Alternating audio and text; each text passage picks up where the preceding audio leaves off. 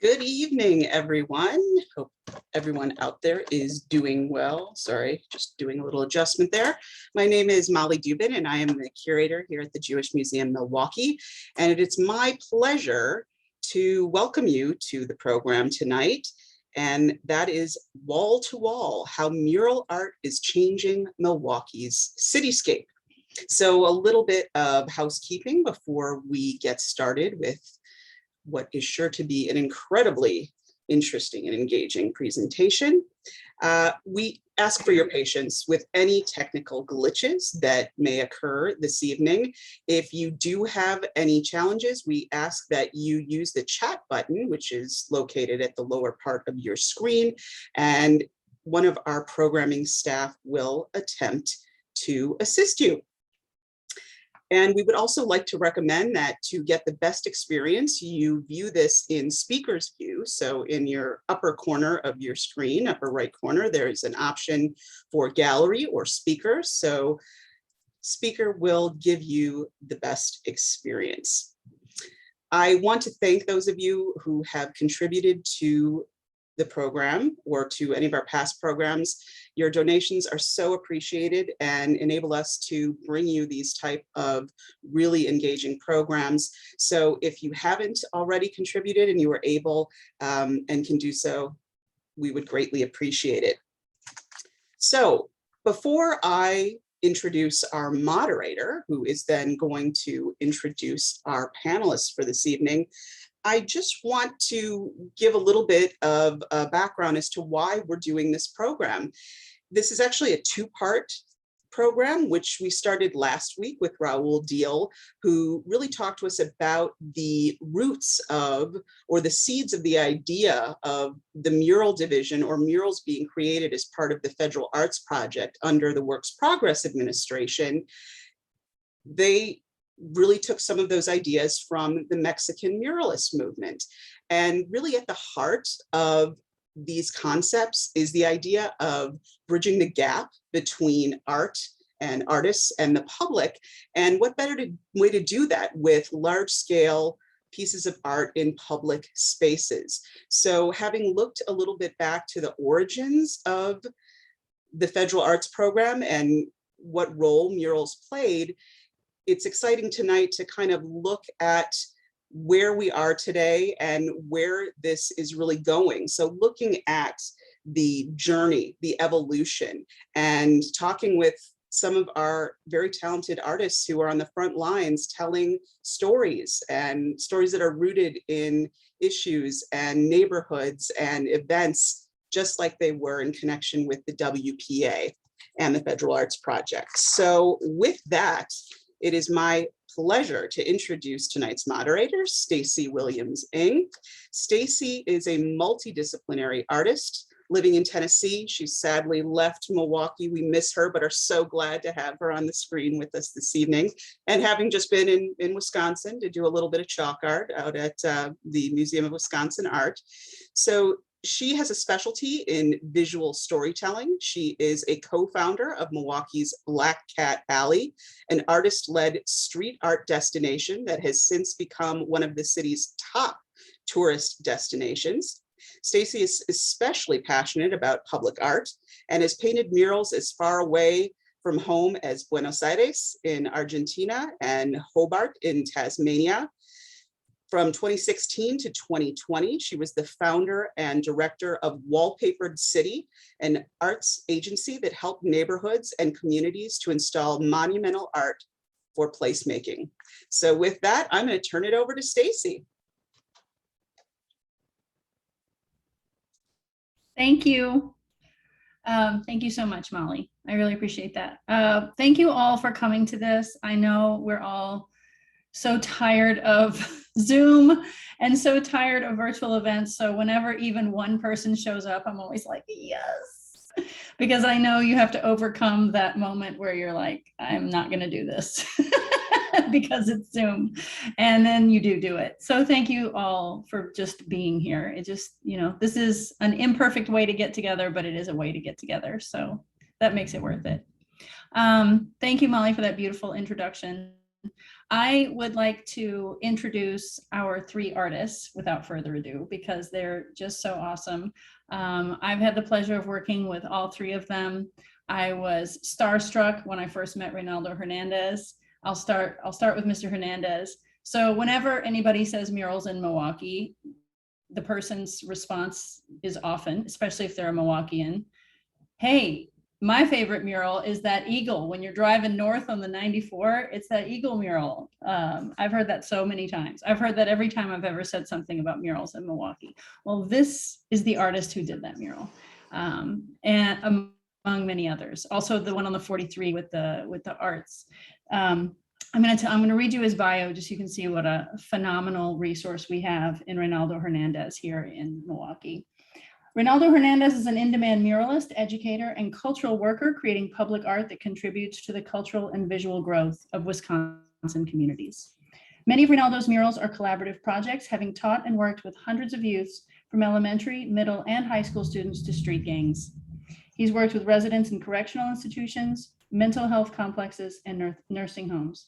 In 1988, when I was still in high school, Reynaldo received the President's Award from the Milwaukee Art Commission for his murals throughout the city, and this is a quote, depicting the ideals and dreams of citizens of all ages and races, and for his sensitive work with children and adults as an artist in our community.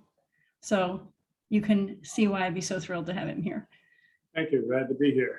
Yeah. Yeah, I've worked from people 8 to 88.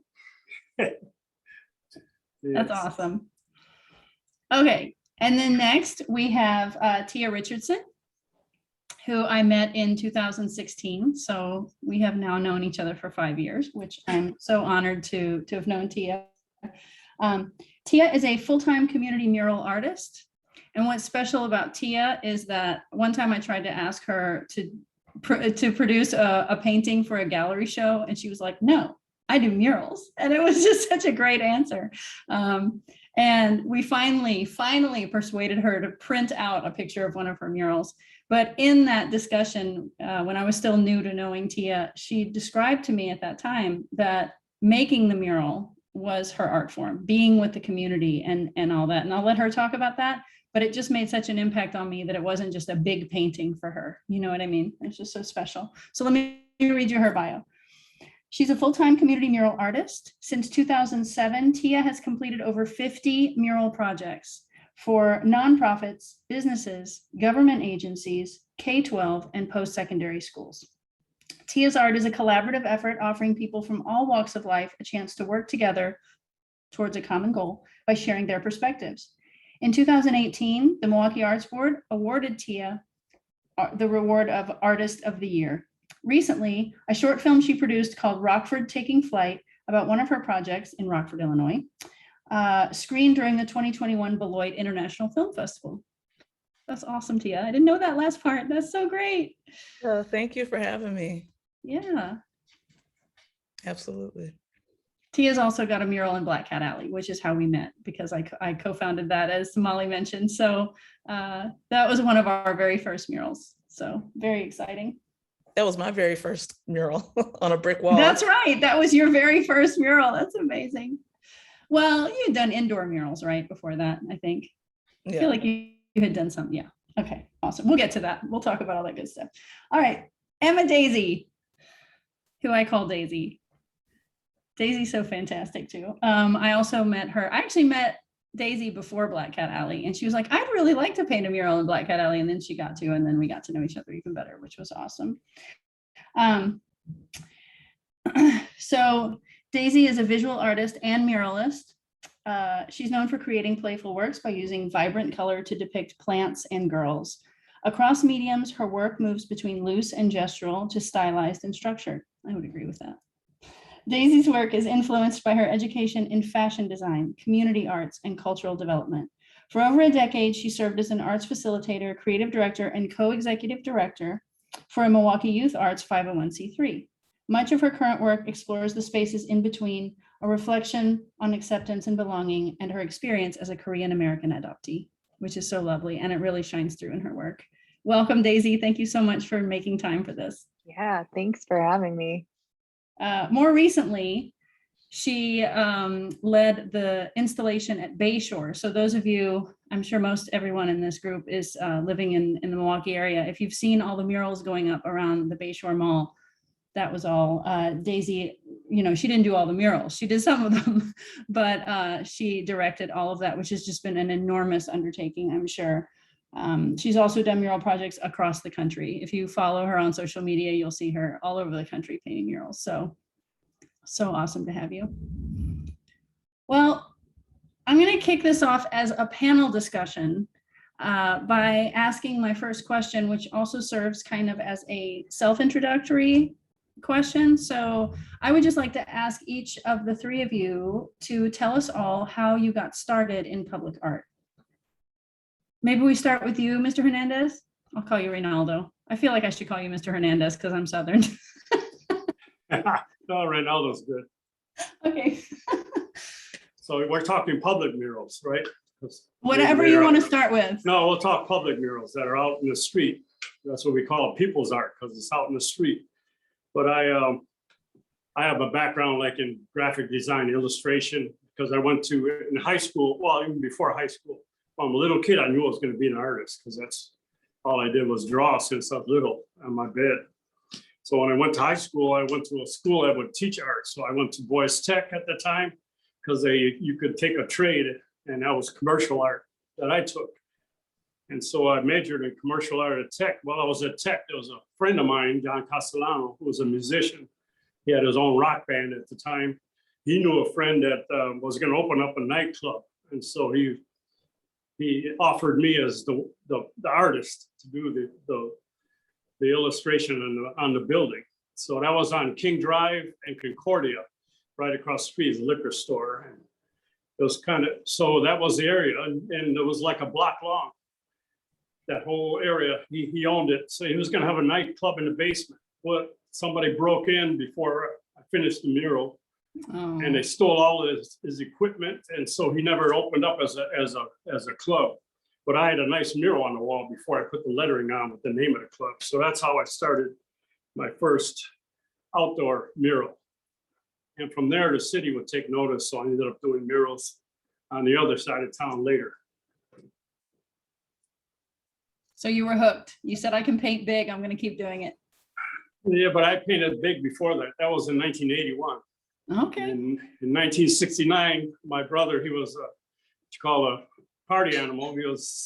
He was having a big party at my father's house. We lived downstairs on 29th Forest Home. And I painted in 6 hours, I painted a house paint. I painted my heroine, which was Sophia Loren, on the wall over the window. It kind of looked like, I don't know if you can see it, it looked like this. That's my wife there. So that was my first mural. It was done in 6 hours. So I knew, yeah, I can handle painting large. So that's how I got started.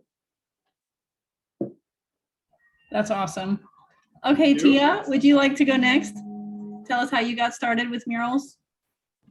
Okay, sure. Well, I started working with kids after getting laid off. And so I contracted with a lot of the arts nonprofits in the city that do artist residency programs. And so I found it was really challenging at first working with kids because I don't have a formal art ed background, being in the classroom environment. And sometimes it was noisy. Sometimes, there were 30 kids, and it was just really hard at first for me to figure out what I liked and what they liked. And it turned out painting together on one thing, with everybody focusing on one thing as opposed to each individual art. They really enjoyed it, and I just fell in love with their reactions and seeing how they could contribute to something bigger than themselves. And students and staff and teachers liked it. And then from there, I got more maybe opportunities to do more of that, and more opportunities in different outside of the school setting, in the community setting, working with different nonprofits, and the work kept growing. So I ended up working with adults over time, and just really fell in love with people. and seeing how much they care, and seeing how much they want to be involved, and getting outside of that, my own individual idea as an artist, but a collective vision and a collective voice, and how do we express ourselves as individuals, part of a collective, in a way where everybody's sharing, was just beautiful from my experience. And so that opened the doors. And so I kept trying that out and experimenting with different things that what works and what doesn't work. And that's kind of how, and I just think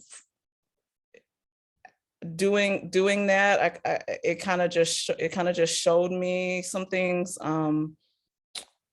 and just, it was just, I wouldn't say that's what I knew I wanted to do.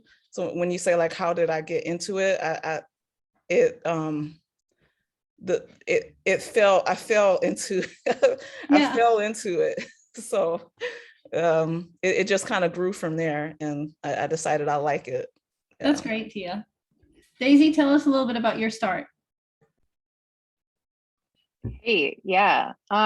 So when I was in college, I found this organization called Express Yourself Milwaukee. So it was a youth, it doesn't exist anymore in Milwaukee. It was a affiliate of a Boston organization, but it was a kind of supplement to the mental health services for young people in Boston.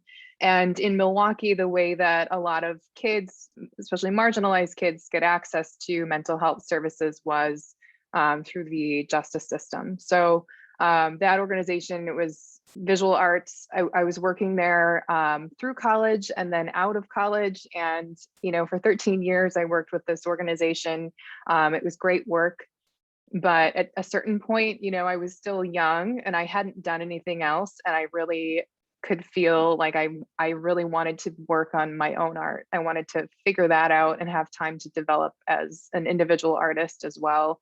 After doing so much community work. So I left the organization and took a leap, didn't know exactly what that looked like. I knew I wanted to do public work and I wanted to paint large scale.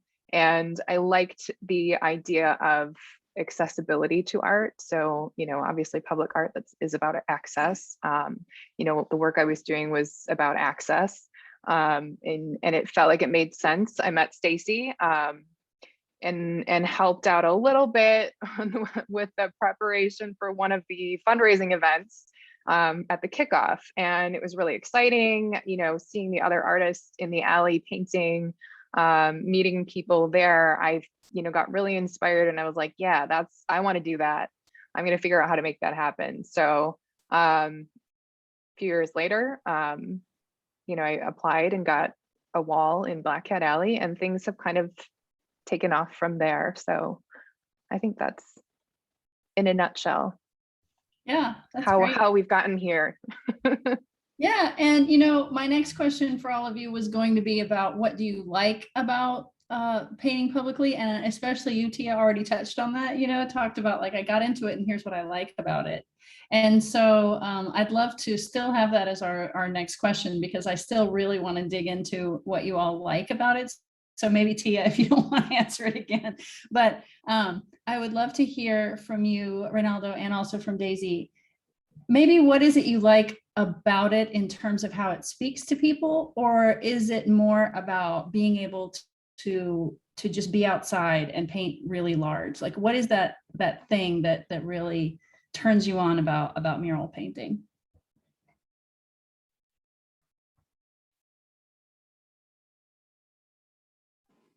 Well, I don't know if that answers the question what a mural is, but that's what murals, what I like about it is created with the community in mind. And a community can be an area, a neighborhood, could be a school, but it's the community itself and the way they function, what they think, their aspirations, that's what it's painted for in the beginning. And so it informs people about their history. That's really the original purpose from the modern mural movement. So we talked about the New Deal, but the mural itself is one of the oldest art forms. And it has its ups and downs. It crests, it's popular and it dies down, it comes up again, came back up again in the 60s as an offshoot of the civil rights protests. And that's how we have the modern movement. And but even the artists in the 60s got their impetus from those Tres Grandes, the Mexican muralists. All the murals, regardless of their background, got it from them. And they used the colors and perspective and things and took it from there. So that's what so it really, murals give back to the community and it enhances. And that's what I like about it.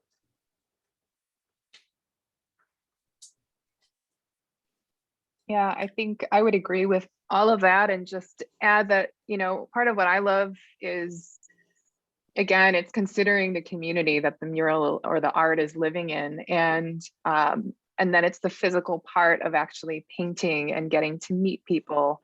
I've had projects where the intention was to be painted on panels in my studio and then installed. And I've said, I'd really love to be in the community painting. Can we install the panels? And I will be there, working, because I think it's also important for people in the community and especially young people to see artists at work, to see that this is something that they can do, that's possible, that's a career, that's viable, to demystify the process, to see the accessibility both in what the content of the art is, but also in the process. I think that's also really important. So, and that's one of the things that I really love about painting. And then of course, there's also that I just love being able to paint that large scale. That's always really exhilarating and fun. So just on a surface level, that's another aspect I think that's exciting about murals.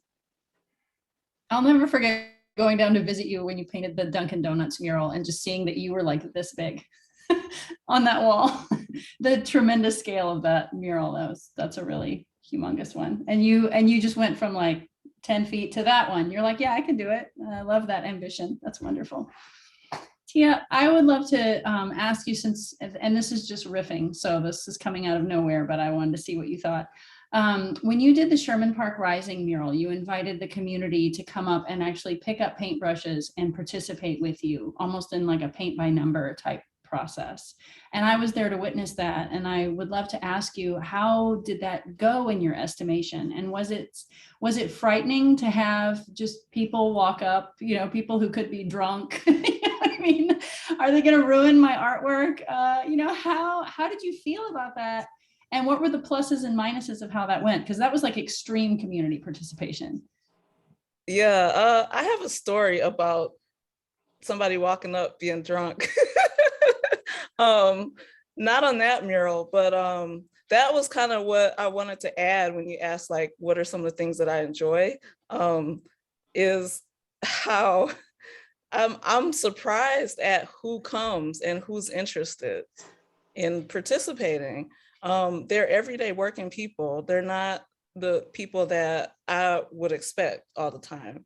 And so I've had parents drive by, when their kids, their 3-year-olds in the backseat and saying, hey, they said stop the car. And so their parent is on their way home from work or school and stops because their kid wanted to see the mural.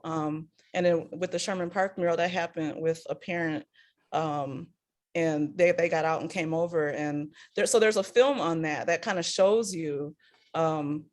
I worked with Andy Gralton. I hired him to document everything because I wanted to show people what this is like. It's really hard to express. But yeah, the idea from the city was to create a community mural that would involve the community. So they reached out to me with Safe and Sound organization, and I worked with one of their community organizers to plan the process and include the community in the design, have them painting. And so it's a 22-minute film, I think. It's on my website. You can watch it. It's free and everything.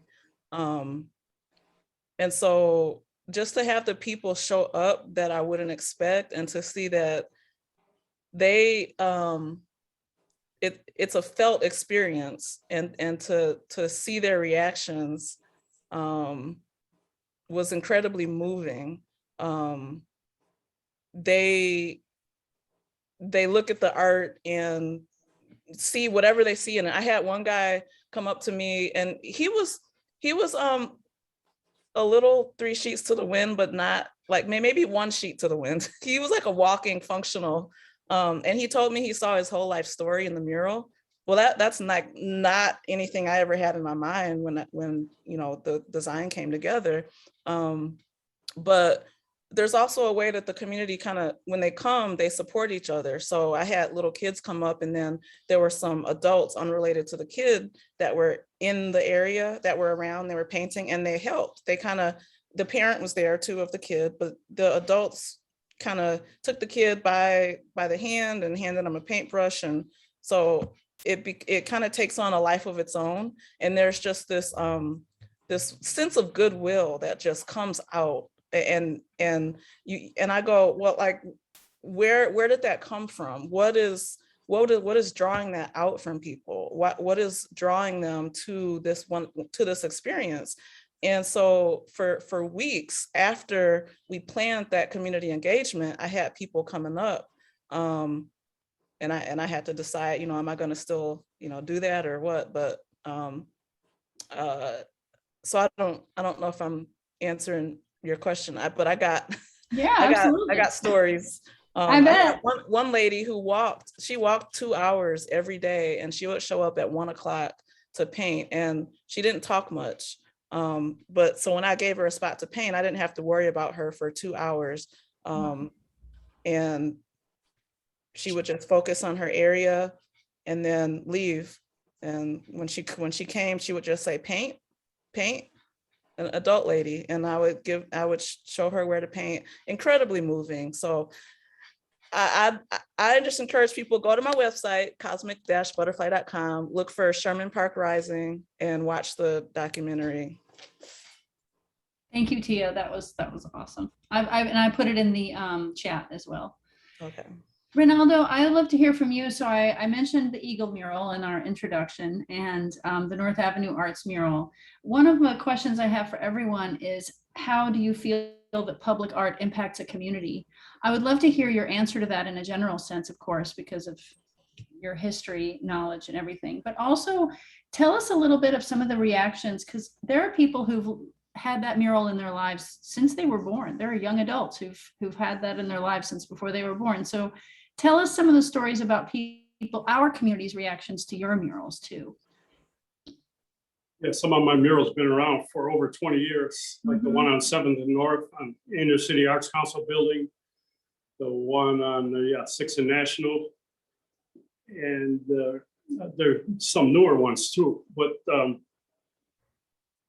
one like 7th and North Avenue, that was after 1984 was done. And it was done with rival gangs at the time. That was the year when the city formally recognized there was a gang problem. Before that, they would say it's Chicago coming up here, but then it was out of control, so they had to acknowledge it. So they used like artists like Clint Eastwood, Dirty Harry, like every dirty job that comes along, give it to the artist. So we were hired to work with rival gangs. That's how that mural came about. There was a mural existing on that building before, but this time we did a new one. And so years later, that was in 2015, we refurbished the mural to look the same. And we had some of the same kids, they were like in 6th grade when they were doing the mural. Now they're adults. They came back and worked on it.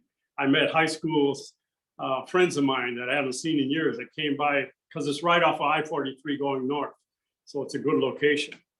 But at the time, there was a man that came by, and he was shocked to see that the mural was still there. He said he was in jail for 14 years, just got out of jail, and he's back in Milwaukee, and everything in Milwaukee has changed, you know, like in 14 years. And he said, everything's gone except for this mural.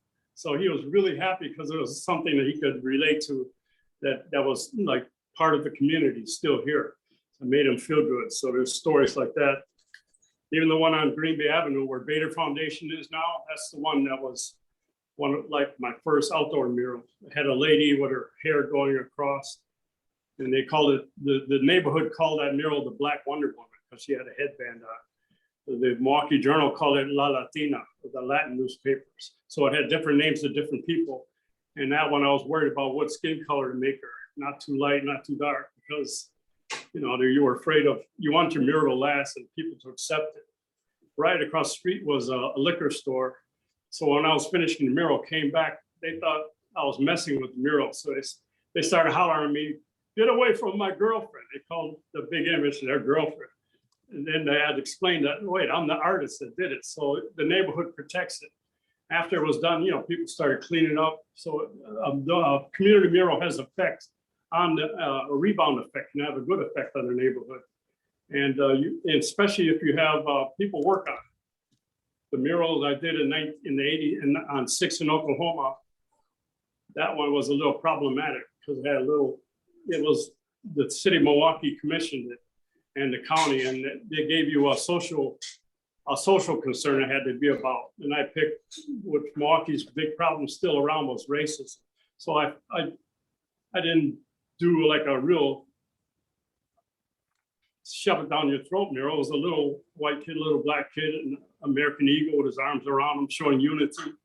And yet still some people had a problem with it. We had police protection. But then some of the policemen came, like the female cops, they would come and bring roses and give it to the high school students.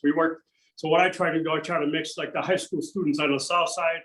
We had a mix of the north side, south side, west side, a few kids from different schools working together. Sometimes they never interact.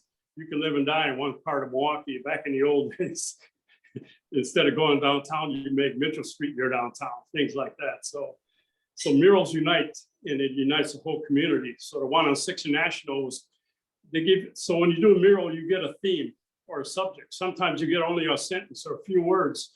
And the artist's job is to take that theme and expand on it, use his vision and his background and make it part of the city. So we have a responsibility, not only for that area, but for the whole city. Want it to look good, you want it to say something. At least that's what it was back in the day growing up. That's great. Daisy, would you like to add to that? I don't know if there's much more that I can add. I feel like after Ronaldo and his great stories, Well, I do have a new question. I'll just throw out a new question. Okay. Yeah. This is taking the whole theme of community and going deeper. So do you think that the artist has a responsibility to the community when painting a mural, and in what ways? Yes. Off the bat, I'll say yes. I think there's a huge responsibility on the artist because, when you make the choice to create public work, you're no longer creating work just for yourself, and a lot of artists do just create work for themselves. But I think when you make that decision, or at least this is my opinion, that when you make public art that is successful, it's successful because you're considering the people and the community. So, and I think that there is a deep responsibility around, what the message or the purpose or the intent of that work is. I think, if I can speak about Blackhead Alley and the whole reason that I ended up there in the first place is I think a good example of intent was perhaps in the right place, but it was executed not in the best way. There was a mural previously where my mural in Blackhead Alley is painted that was of a young Black man in orange jumpsuit colors. And it was painted by a young white man. And the intent of the mural wasn't, it was to raise awareness around incarceration rates and the disproportionate incarceration rates of African Americans in Milwaukee in particular. But the result, it didn't consider the community in a way that was sensitive to how it appeared or perpetuated the image of young men in prison orange, jumpsuits. And so I think, that was perhaps a situation where it wasn't successful, and the community responded by defacing it.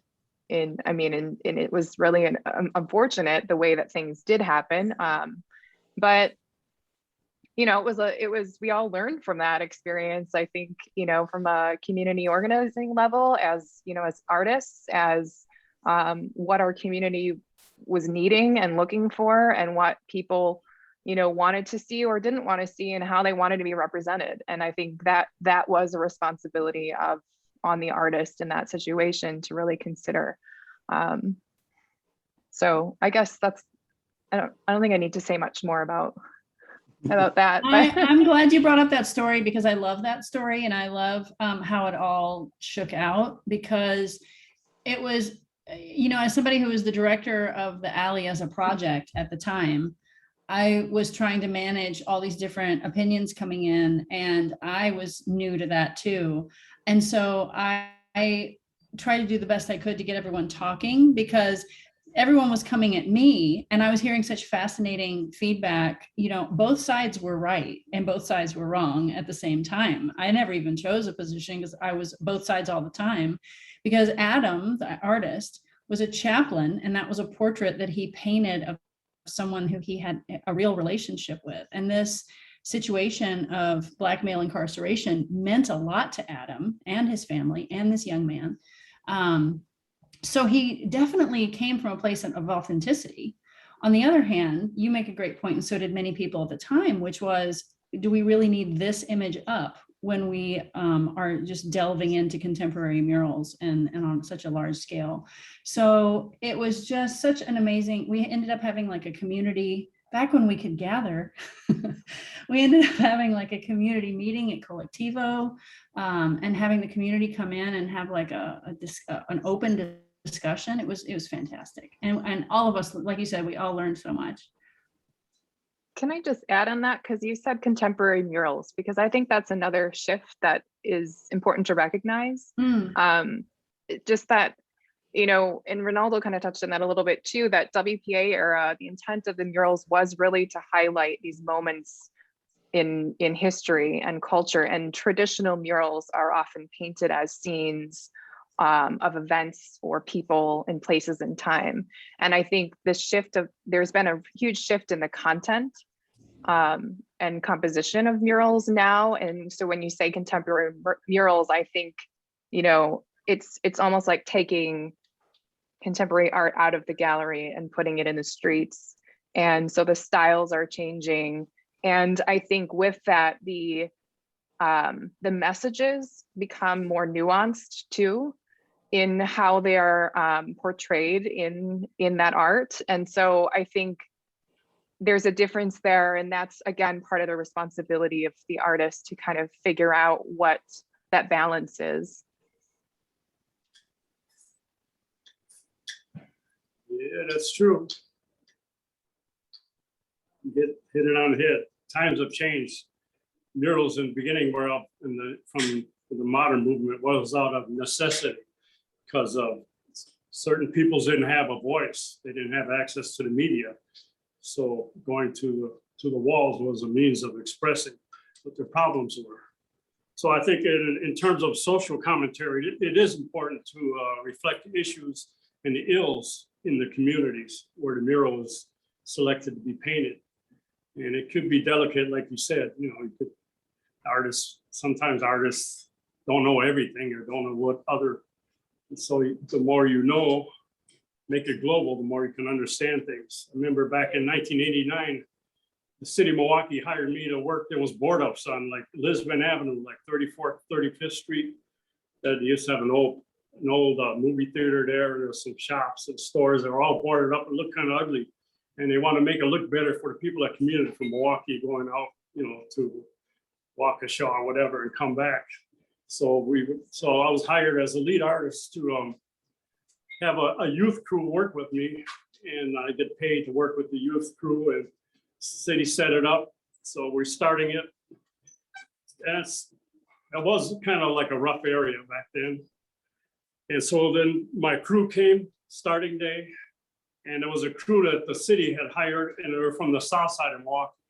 This is in the north side of Milwaukee, or predominantly African-American, probably 100%. And so the neighbors and the adults in the area, they got mad at me because I was a lead person. What are you doing with, why are you having these people working here when we need jobs in our neighborhood? Why don't you hire, what they said, why don't you hire, people from here?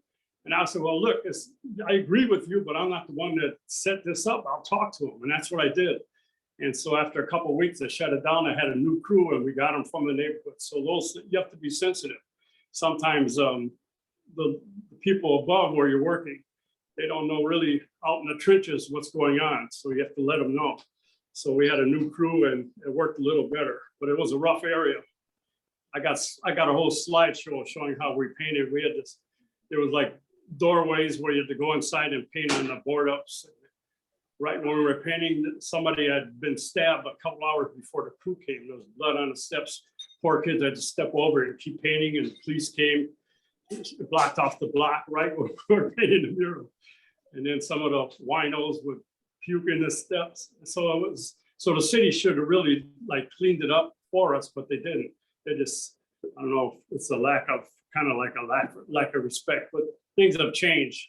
Learn the hard way, but it shouldn't be that way. So sometimes we as leaders and artists, we see these things and we make it known. So it's not all a bed of roses painting murals. No, definitely not. We have to fight the weather, right, Tia? We have to fight bugs on the wall and yellow jackets attacking you, all kinds of things. Tia, what would you like to add? Yeah, about the artist's responsibility to the community. To that point about the trauma in the community, and going back to that project in Sherman Park, and how so then just for me as an artist, it's important for me to let the community I'm working with know that I'm in service to them, and I tell them that I want them to hold me accountable to that at the start of the project.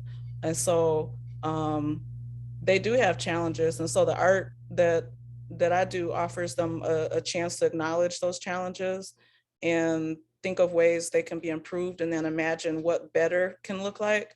And so what I have found, no matter which community I'm working in, is everybody wants better. We all want better in some way. So the art gets to show what that can look like. And they get to live with the art ultimately. So it is important that it can honor that process, I feel.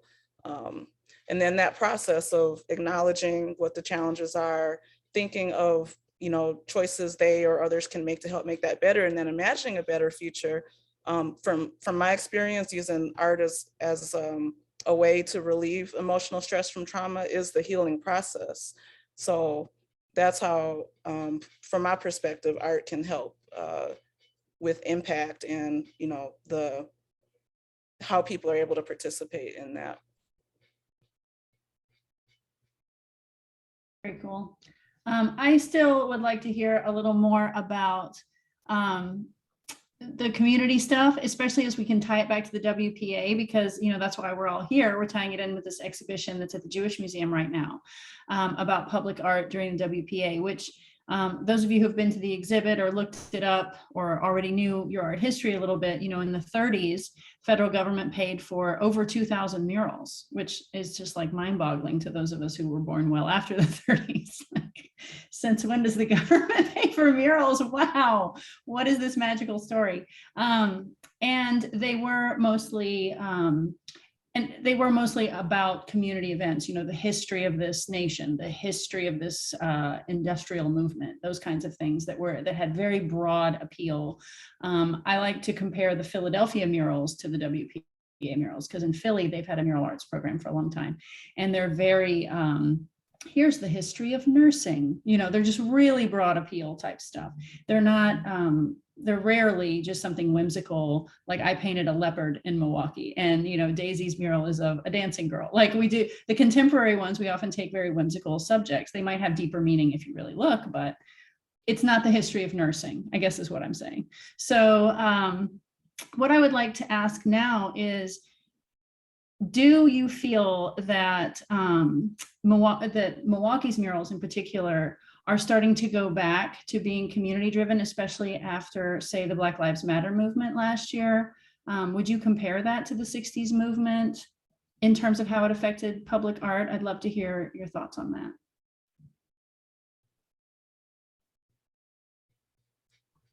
Yes, Tia. Well, I was talking about this with some artists about 5 years ago. We started in Milwaukee, we started noticing a shift, I would say 5 to 7 years ago now. Well, maybe about 5 years ago, we had started seeing a trend like for I guess 10 years, 7 to 10 years ago, Milwaukee had, 2017. Milwaukee had been, okay, my math might be wrong. I think it's 5 years, 5 to 7 years, where we started seeing Milwaukee invest more in community-driven art. I didn't really start to notice it myself because I didn't really start doing public art in the way that I am now until 2017. And after then, I just started seeing more interest from the city and wanting to support community-driven projects. So I think it was before last year, but I think last year definitely nationwide has increased the awareness and interest and the appreciation for the community wellness aspect of public art and how it very directly ties to community health when people are able to express themselves and share in that way. And so, yeah, I've definitely seen a tangible increase from government in supporting public art and particularly community engaged art. A lot of the RFPs I'm seeing now recently are specifying they want some type of community engagement.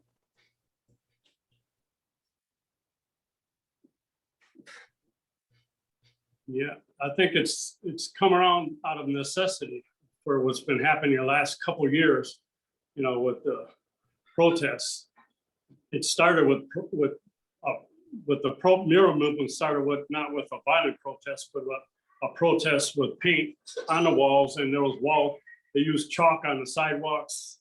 They used placards that became out of the as a means of communicating your concerns. Then I think Milwaukee has really become more decorative and less meaning. And that's a whole nother subject why that is. Some way is to you know, like do people matter that much, or do objects and nature matter more? And so now it's come around just out of necessity, and you see different types of murals that weren't in the city for a long time. And in fact, one of the first murals in Milwaukee was on 4th and Brown, and it was showing it was a retaining wall that went around like St. Francis Seminary over there. It's torn down now, but I documented that. I can dig it up. I wanted to write a book on Milwaukee's murals really show the history of Milwaukee in the modern times, but people don't recognize it, like the galleries and the curators. They really didn't recognize mural art as being an art form. And we had to struggle and keep doing it. In fact, when I used to enter art contests, I wouldn't be considered because I did murals. They wanted paintings and things that could be hung on a wall. So it was a struggle, but now I have a whole bunch of comrades. Not just people here, but the other artists. But it was a struggle. When I first started, there was Mexican artist from Mexico, Carlos Rosas, he was, 5th and National, where I did the mural. He was inside that building where I did that mural, but back then it was boarded up and he had to go through and he had a little shop in there. He wasn't supposed to be in there. He was like a squatter, but he was like a role model for me. He hung in there and he showed the pride of what he wanted to show for the city. And so he helped build up that area. But Milwaukee's still segregated, even this festivals. We're all together, but we're also separate. And so my murals show like cross culture since the beginning, that we're all global. Even before words were made, you could show it on murals and suddenly get the idea across. And I've done that in different communities, like in Cedarburg, up in Wisconsin Rapids, Stevens Point. and it's all been multicultural. And it breaks down barriers. So when I used to do murals way up north, it was a different subject. It was a social thing. Like I said, it kind of like Dirty Harry. People look at you strange because you're in their community, don't know what's going on, they stare at you. But once they put an article that you're doing a mural, doing this and that, then it's a different story. Then they'll wave at you. So it's not just painting art, but you're breaking down barriers. So you got to have a thick skin sometimes. But we're getting there. Things are getting better. Yeah, I would agree. That's cool. Daisy, do you have something to add? Yeah, I mean, I would say, you know, I think it's similar what's happening just when you mentioned Black Lives Matter. I think from the 60s, you know, when Ronaldo said out of necessity, it's like, I think a similar parallel is that people who don't have a voice right now are finding their voice and making it heard and finding ways to do that. And murals are one way that's accessible to do that. And so, you know, they might not be sanctioned in the same way that, you know, the city is, you know, commissioning a mural, but there are definitely works popping up around the city, allowing people to speak what they need to and share what they need to. And I think that's always existed on some level. And I think graffiti is a really good example of that, because that, you know, it just kind of, it's like it ebbs and flows in waves of how public facing it is. And I think that has changed and is definitely shifting in the other direction now. And then also, also like everyone has been saying, some work, the subject matter is less maybe specific to a cause or making some kind of social commentary. I would say my work definitely falls into that category of being more of a decorative style. And, you know, like my work, when I paint people, I often intentionally make them somewhat culturally ambiguous. And I often won't paint skin colors, or I will paint skin colors that are like outrageous, like blue or green, you know, and that's intentional in some ways, and in other ways it's just an aesthetic choice. But then, you know, when I paint flowers, for example, you know, I guess the underlying theme of all of my work is spreading joy. And I think that's important because it's, for me, creating work and creating art, it's about the reaction and the response. It's the way the audience is viewing it and experiencing it and feeling. And so for me, the intention is to unify people in their experience, to unify people in their enjoyment of it, in their ability to access it, to access the imagery in it. And that, you know, sometimes when work gets too heady or too, I guess, I don't know what the right word would be, but you know, sometimes it becomes inaccessible to certain demographics of people, you know, and especially young people. And so for me, it's more about, it's not just about beautification. It's really about the feeling and the uplifting. And I think that's really important now, coming out of 2020, you know, just like coming out of the Great Depression. You know, it's that kind of feeling is needed in communities. And, you know, I think the other thing about joy that I think is really interesting, you know, I think Brene Brown is the one who I like how she describes it. You know, she speaks about joy, the emotion of joy being one of the most vulnerable emotions that we can feel as humans. And a lot of people don't often think about it that way, but that it's oftentimes scary because it really means that to fully experience joy, you have to kind of fully allow yourself to not be fearful of what bad thing could be happening or what bad thing could come next. And oftentimes we're very guarded and we don't allow ourselves that feeling. And I think that's a really important thing for humans. So that's I think all I need to say on that. But And for communities, you know, yeah. sometimes the community needs to see happy images. I mean, I know that the Black Cat Alley community jury really felt that your mural was like a balm, you know, after, you know, like putting a balm on a burn, you know, it just immediately soothed us after that wall had been so angry for so long. First it was orange, then it was painted over, then not just defaced, but then somebody thought anybody could paint a mural in Black Cat Alley. So he painted a drunk Santa. So it's just like this ugly place for the longest time. And sometimes it might just be an ugly underpass or an ugly building, or maybe it's had some very aggressive graffiti. And somebody comes in with a mural that one person might say is decorative, but another person might say, yes, but now it's brought joy. And now somebody wants to open a restaurant nearby. So there's a lot of follow on, you know, benefits that something beautiful can bring to a community.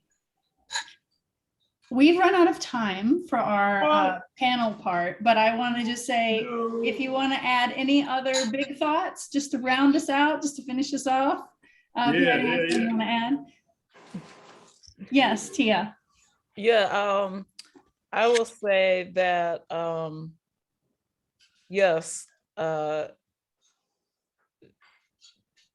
art and murals, you know, for me are very, very much about uplifting the community and being a bridge, and being an avenue to express love and caring, and a way for people to express that caring that they already feel for inside to come out on the wall.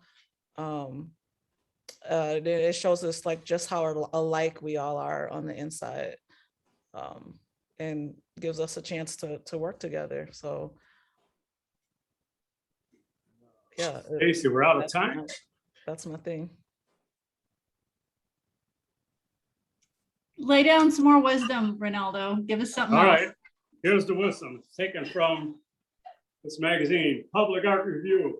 It was a special issue in 1990, Multiculturalism, Public Art.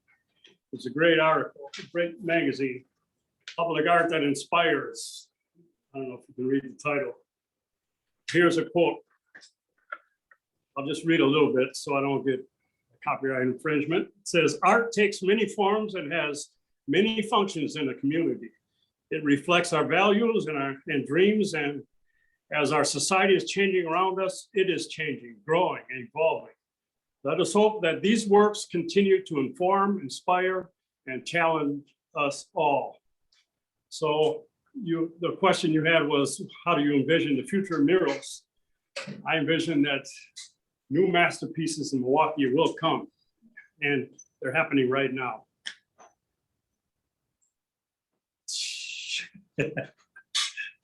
Awesome. Thank all three of you. Thank you all so much for doing this and for being a part of this panel. We're also honored to hear from you and hear your own personal experiences on this. Honestly, any one of those topics we could have done a whole 1 hour on. This is true. This is our favorite subject, y'all. We absolutely could have, and I want to thank you. There's so many questions. I think, and we could just talk for hours, and it would be endlessly engaging. I'm going to jump in with some questions from the chat, and actually this kind of overlaps with one of the questions that we had kind of talked a little bit about that, you know, we thought people might be interested in hearing, really getting down to the logistics of it. You know, how do you create a large mural? You know, what are some of the steps of that? And along with that, and that does speak to some of the things that everyone spoke to earlier about, you know, commissions or, you know, but finding your walls, if you will. So if you can speak a little bit to that, the actual logistical process of how these large scale creations are created. Maybe I'll take that one since I've managed a lot of mural artists, and I'm kind of speaking beyond my own personal, just my own observations, but beyond the way I do a mural. So Grid, Jim Ross asked this question and he mentioned a grid. A grid is the classical way of doing it. Many of us learned how to do a grid even in like junior high art class, where you're learning to make a portrait of your mom. So you bring a portrait of your mom and you put a grid on it and then you draw it square by square into the other paper. We actually do that same thing. It's an old Renaissance method, except we have little squares on the paper and we have giant squares on the wall, and you can do it square by square. And the reason for doing that isn't because we don't know how to draw. We drew it the first time. The reason we do it that way is because you can't always trust your eyeballs. You know, a human being can paint something that's about this big, that's about this big, but you start to lose the sense of perspective when it gets to be 100 feet wide or what have you. So unless you're Reynaldo, he can do it just, No, I do he the can same just thing. sketch it out. No, I do the grid and the scale, but it's also done because sometimes you can't work at night, or you can't even project Yeah. because of street lights and Mhm. light obstacles. And so you grid it 1 inch to a foot or Yeah, whatever, that a scale, we call it to scale. Yeah. But at least that way it'll be accurate. When you put it up, it won't be Yeah. too many big surprises. yeah. Daisy, what were you gonna say? I just wanted to share my favorite way of transferring is a doodle grid, Mhm. which is a similar style of, you're using a grid, you're using, a reference point. But I find far more fun and a lot easier than using squares that are measured, A, because you don't have to measure, and B, because it provides a lot more reference points for you. So basically a doodle grid is, you just doodle lots of different silly things, sometimes letters, sometimes numbers, sometimes smiley faces, whatever you want, shapes on the wall, and then you transpose the image digitally, and then that acts as your guide. It's sort of like a map. Yeah, I remember when Thomas, what's his name? Detour is his artist name. When he came to Milwaukee and did a doodle grid, and where were we? People were walking by and he had written things like, go Bucks, and smiley faces and hamburger and all this stuff. And people were mortified. West Allis, that's what I was trying to say. They thought that was the mural. They're like, you brought this dude in from California just to write hamburger on the side of our building. Yeah. It was great. Oh my goodness. Well, Yeah. I have kind of a part two to that question, and kind of tying back into looking at our triumvirate of Mexican muralists, and the story of Diego Rivera and the Rockefeller mural. When you're planning for these pieces, how much of it is fully formed and thought out, and versus possibly organic changes that may veer you from an original plan or composition? Well, it depends on the sponsor or the client or the owner of the building and how much leeway they give you. Some are real tight and they want to have what we call a mural cartoon. Like we use the scale and we have a color version. They can see what you see is what you're going to get. Sometimes but we as artists, sometimes we like to rough and have an idea. And as we do it, it can evolve. Like the mural I did on 6th and National, it was pretty, once when I was getting into it, it was showing peace, but then at the time there was, and there never, and still isn't, complete world peace. There's always hot spots in the world where there's tension and fighting and killing going on. So that's when I put in the lightning bolt for tension and eruption. And so you have that leeway, but sometimes you don't, like rock, they can say, no, this is going. And it's still happening today where they'll edit you out. Does anybody else have an experience? Yeah, Tia. Yeah, mine has evolved, and I'm still so it started out where I mostly relied on I have community design workshops, and so the people who participate in that for a mural, they actually come up with images as part of that process. Mm-hmm. And then I elaborate on their images, or sometimes make them look more realistic. And that would be how my whole concept would evolve. But recently, and I've had some opportunities where they do come to me and they say, well, Tia, we want your idea, or we have an idea as like authorities in an organization, for example, and they just work directly and tell me what they want. And then I'll go from there. But there's sometimes where it mixes. So I'll have a little bit of a template in a way at the beginning, and then I'll do a design workshop and I'll show the template at the workshop. And so it's kind of a partial design, see if they like it, and invite them to add to it. And it can evolve and grow and like deepen from there. So it's changed.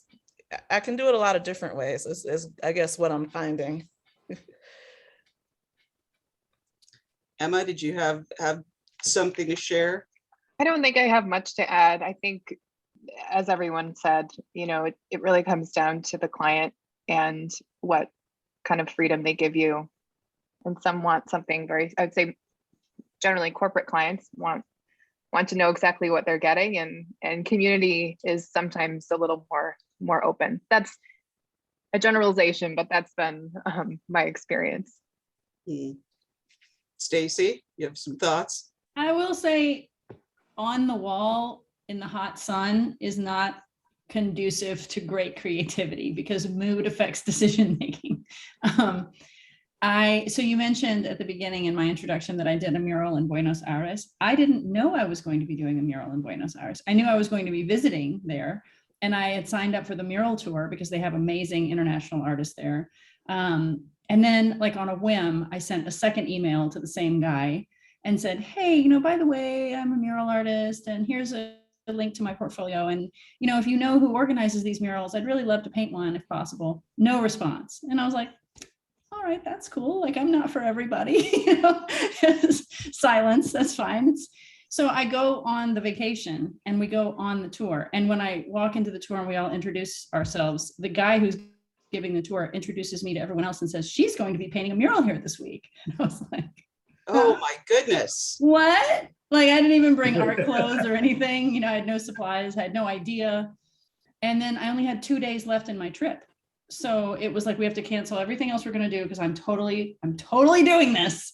So I had 2 days to paint a 10-foot mural, and I just had to like come up with it. So, I mean, it was a little mortifying. I didn't sleep that night because I just was sketching and sketching and sketching and sketching. But it's a hard format to just, it's easy for me to come up with ideas like in an air-conditioned room, but like, Right.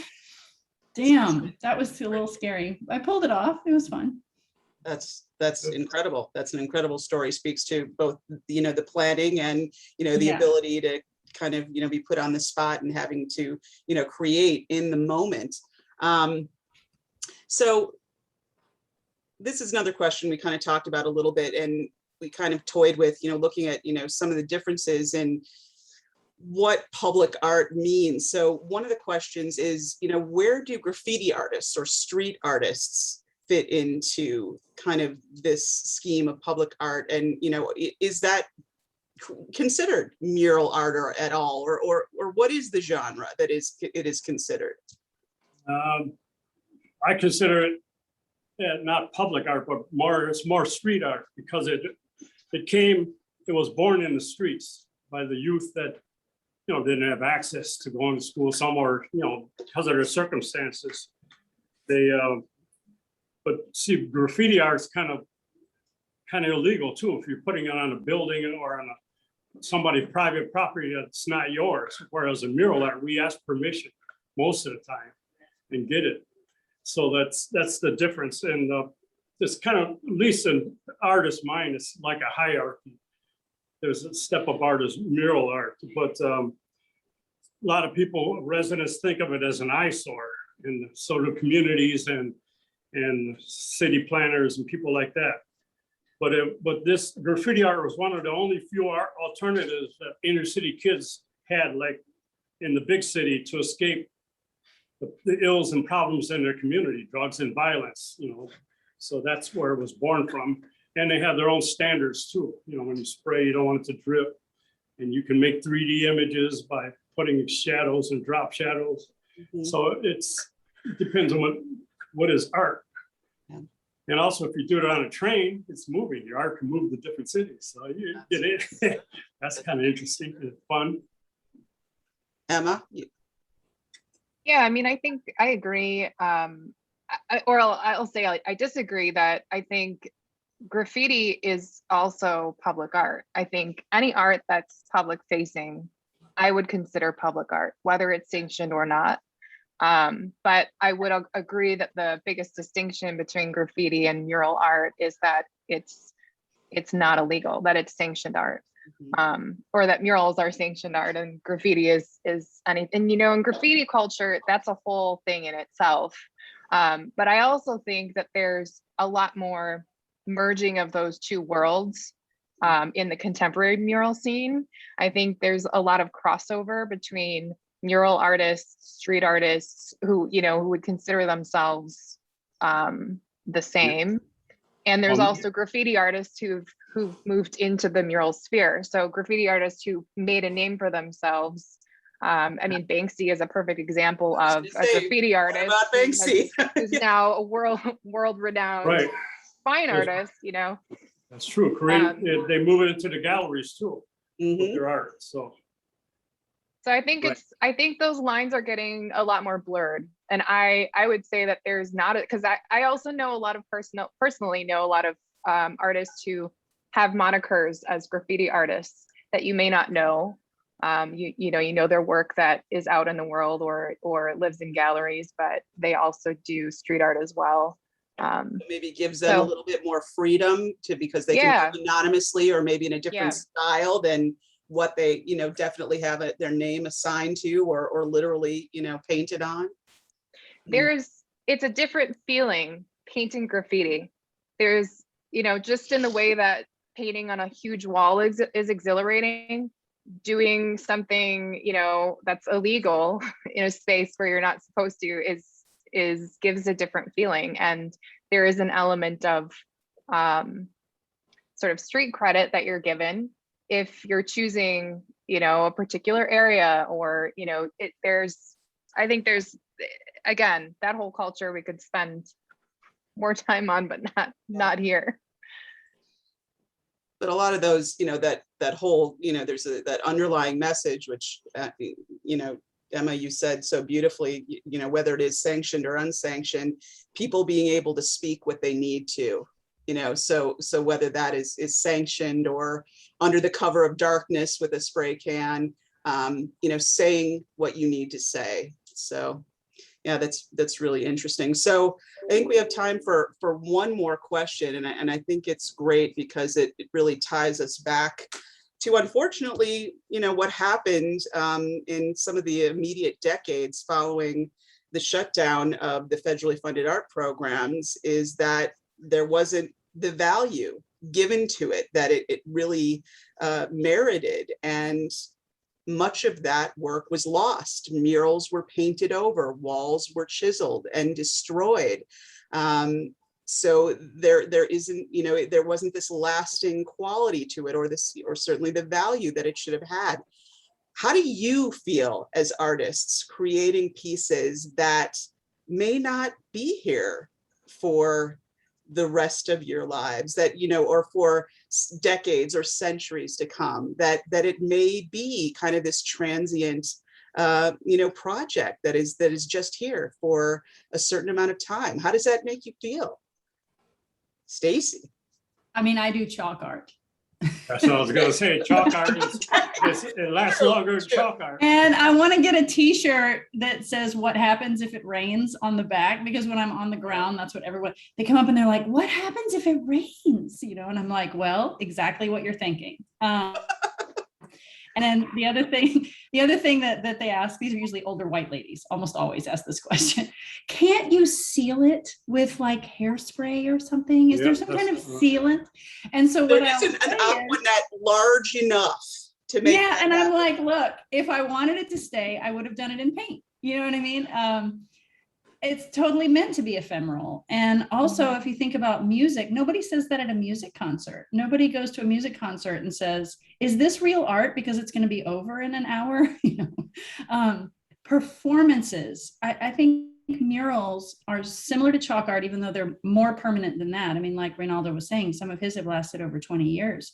But it also had to be redone in 2015, you know, the 6th Street one. So obviously they don't really last forever, and they're not really meant to last forever. They're supposed to be an expression of that time and place. So I kind of like them better when they rotate. I like mural spaces. That's what Black Cat Alley was always meant to be, was a place where the murals could rotate and stay relevant. So yeah, that's my 2 cents on that. Yeah, Emma. I mean, I agree. I think, you know, I think there's a changing landscape always, just as like buildings change. And I think the art and whatever, you know, is on the walls is ever changing too. And I don't think any of us as mural artists, or at least speaking for myself, I never had a, you know, expectation that would live on forever. You know, I think it was part of the call on that Black Cat Alley mural that it might only live there for 2 years. You know, that was like the minimum time, and it could then go away. So it was like, you knew that going in. And, you know, last year I did a mural that was an ad campaign for Instacart. And it was paid, you know, Instacart was the client. I was working with an agency, and the wall was a rented wall space. So the intention of that mural was only to be there for a month, even though, you know, you're spending a week of time, you know, creating something. But I think that's what's exciting about it too, is that it has the potential to constantly be responding to the community and to the surrounding area. Agreed. That's a very fitting way to kind of bring that conversation together. Any last words? Yeah, in the day it was 10 years a mural life. Now it's 30. Paints get better, materials and sealers. And so we just do the best we can, make it as good as we can. Also, like you said, depends on the client, how long, what is it for? So we just do what we do. We love doing it. Well, and we thank you. We are indebted to your talent and to sharing it with our communities, our city, and globally. Many of you have done pieces around the country and the world. So I want to thank our audience for being with us. Stacey, thank you so much for moderating this so beautifully. Thank you to Tia and Ronaldo and Daisy. This has just been amazing. It's really, I think, critical for the community to hear from artists who are responding the way that you are and reflecting the community and their triumphs and tribulations. And so interesting to look at that evolution, the journey, and we'll be excited to see where it goes, because there's certainly been a renaissance of interest in the mural movement. And, you know, as Stacey said, in Philadelphia and in cities around the country and the world. And there are many tours that are out there. So someone put in the chat that we have several, you know, mural maps that you can check out to go see some of these spectacular large-scale creations throughout our city. We encourage you to do that, and of course to check out the murals of our artists on our panel here, and come in and see the show. It's here through September 5th, so not too much longer. You can get a little bit of a deeper dive into some of the beginnings and seeds and connections to, as we mentioned earlier, the Mexican muralist movement and just the whole history of murals in general. So thank you to everyone. Thank you again to those who have contributed, and for those who are going to after this program, and for those of you who are our members and support us, and we encourage you to become a member so you can join us for more of these thoroughly engaging programs. Thanks to everyone. Have a wonderful evening. Thank you. Thank you. Thanks, everyone.